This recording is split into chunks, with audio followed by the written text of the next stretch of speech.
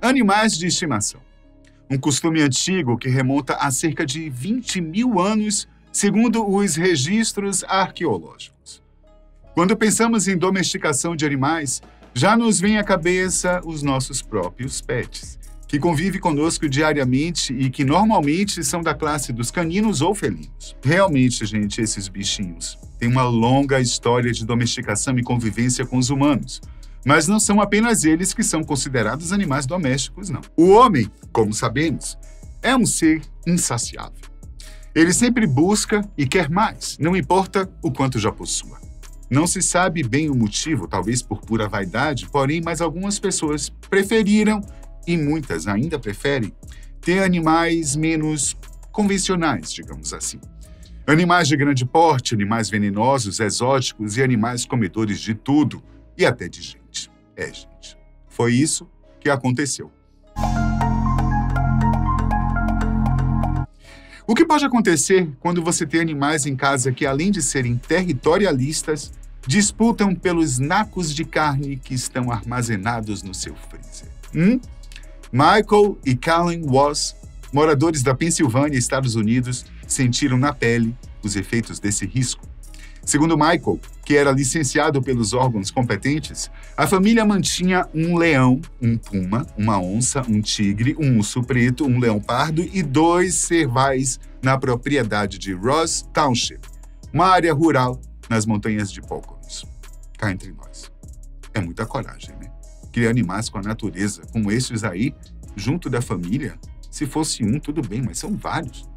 Só que naquele início de outubro de 2009, algo saiu completamente do planejado e deu muito, mas muito errado. Kelly, que na época estava com 37 anos, entrou na jaula de aço e concreto de pouco mais de 20 metros quadrados do urso por volta das 17 horas de domingo.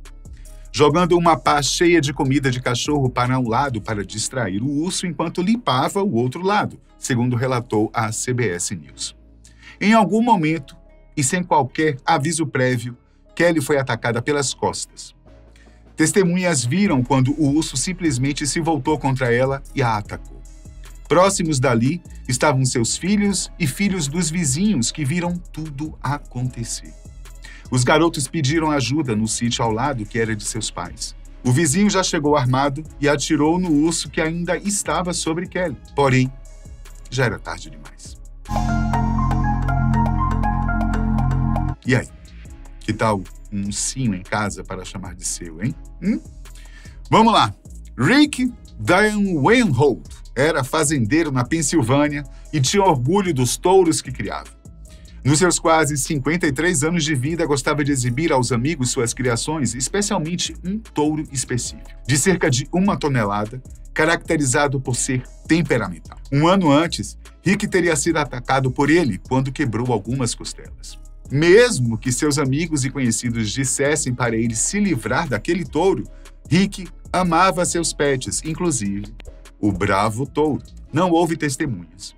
Contudo, as marcas encontradas no corpo de Rick confirmavam que não podia ser outra criatura, a não ser aquele touro. Ele foi encontrado próximo à cerca, no pasto onde aquele touro ficava.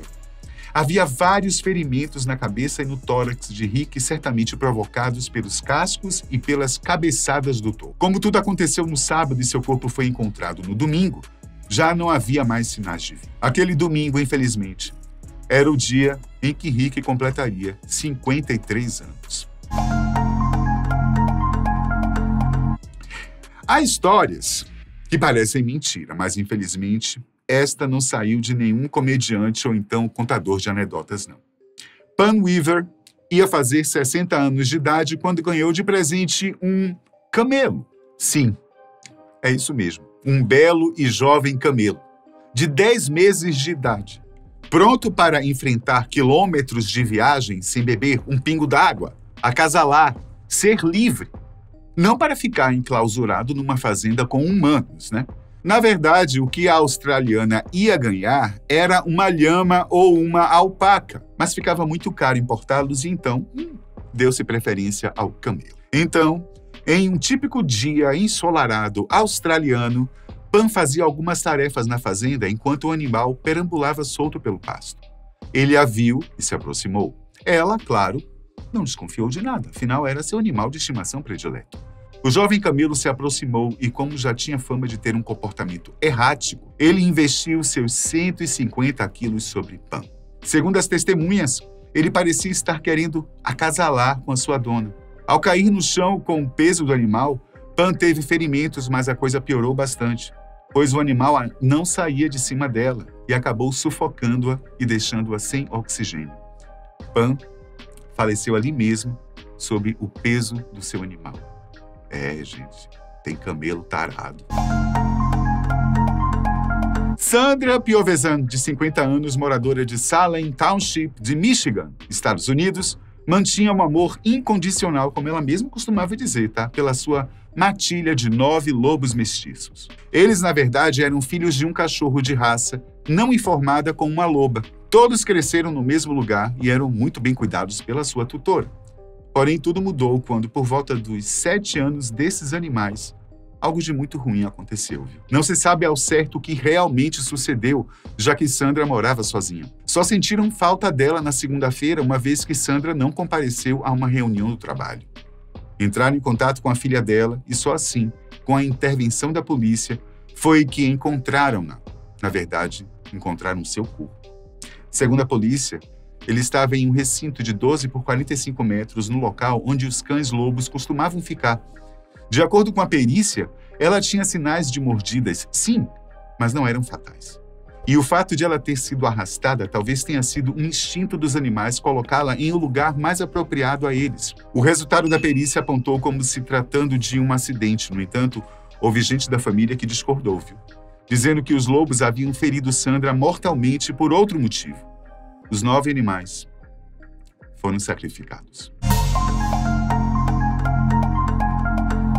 Gatos, são animais de estimação que muita gente gosta. Eu mesmo tenho uma. Gente, encontrei na rua, Safira.